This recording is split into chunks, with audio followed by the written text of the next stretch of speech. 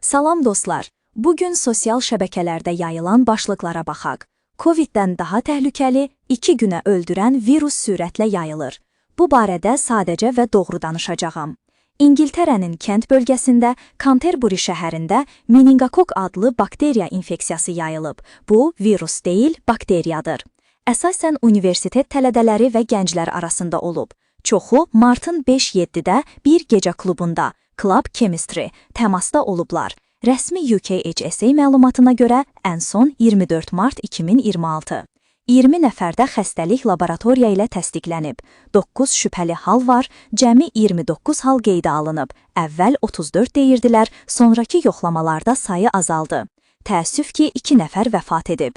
Bəli, bu xəstəlik çox sürətli gedir. Bəzən 1-2 sutka ərzində ağırlaşır. Yüksək qızdırma, baş ağrısı, boyun sərtliyi, səpki çıxır. Ona görə də vaxtında həkimə getmək çox vacibdir. Amma burada vacib məqamlar. Yeni xəstəlik halı artıq qeydə alınmır. Ocağın zirvəsi keçib.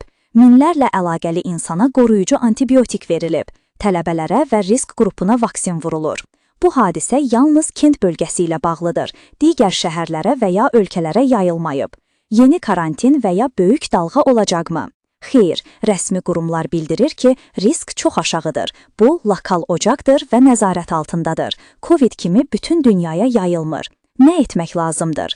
Əgər birdən qızdırma qalxsa, şiddətli baş ağrısı olsa, boyun sərtləşsə və ya qəribə qırmızı səpki çıxsa, dərhal həkimə müraciət edin. Vaxtında antibiotik müalicəsi həyati əhəmiyyət daşıyır. Vaksin mövcuddur və çox yaxşı qoruyur, xüsusilə uşaqlar və gənclər üçün faydalıdır. Bu xəbər qorxutmaq üçün deyil, sadəcə diqqətli olmaq lazımdır.